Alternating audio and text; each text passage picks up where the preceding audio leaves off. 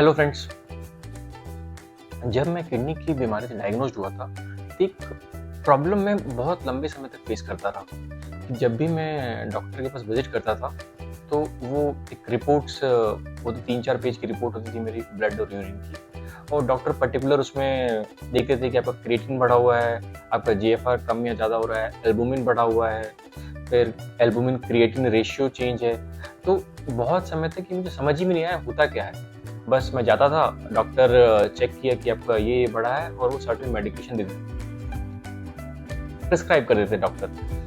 अब जब तक मैं इसको समझूंगा नहीं तो उसको कंट्रोल कैसे करूंगा। अब डॉक्टर ने तो बता दिया कि ये मेडिसिन खाना है। तो किडनी की बीमारी को मैनेज करने के लिए सबसे पहला आपका एजुकेट होना बहुत जरूरी है, क्योंकि ये बीमारी आज की नहीं है, ये लाइफ लॉन्ग बीमारी हमारे साथ लग गई है।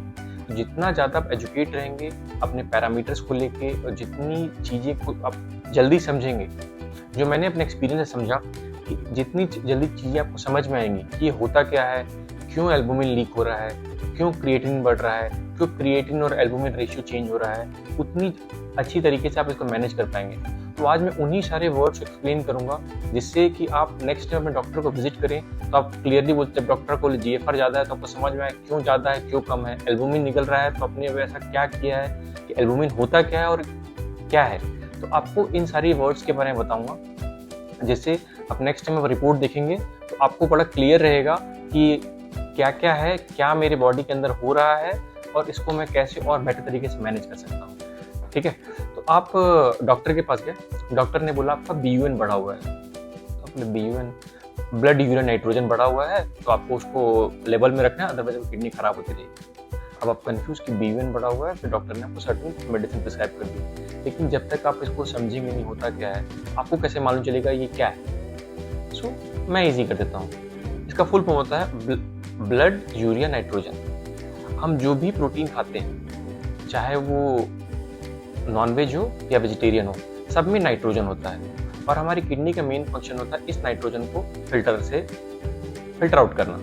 बट अगर जिसकी किडनी खराब होती है वो इसको फिल्टर नहीं कर पाती है।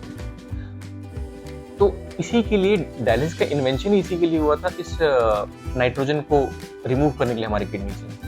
तो अगर हमारा BUN लेवल बढ़ रहा है तो हमारी किडनी बहुत तेजी से खराब हो रही है। तो हमें अपना इसी की वजह से लो प्रोटीन डाइट का रेकमेंड किया जाता है कि आप लो प्रोटीन डाइट लीजिए, जिससे आपका BUN कंट्रोल में रहे।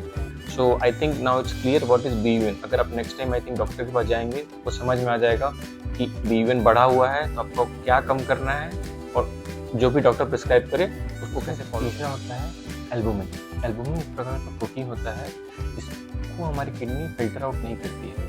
अगर बहुत ज़्यादा एल्बुमिन अगर हमारी किडनी से फिल्टर आउट कर दे रही है, इट मीन्स हमारी किडनी प्रॉपर वर्क नहीं करेगी। तो अगर आप नेक्स्ट टाइम डॉक्टर को विजिट करें और आपको बोले आपका एल्बुमिन निकल रहा है, इट मीन्स आपकी किडनी तेजी से डैमेज हो रही है। और फोर्थ पैरामीटर आता है क्रिएटिन। आप जब भी डायग्नोज होते हैं तो सब पूछते हैं कि आपका क्रिएटिन कितना है। तो ये भी एक सबसे इंपॉर्टेंट पैरामीटर्स में आता है। तो ये होता क्या है, क्रिएटिन जस्ट सिंपल है वेस्ट प्रोडक्ट जो हमारे मसल्स के ब्रेकडाउन से बनती है। जब हमारी मसल्स एक्स्ट्रा वर्क करती हैं और जो उनसे वियर और टीयर होता है, उससे हमारा क्रिएटिनिन बढ़ता है। ये सबकी बॉडी में अब होता है, but as a kidney patient आपकी किडनी से फिल्टर नहीं कर पाती है।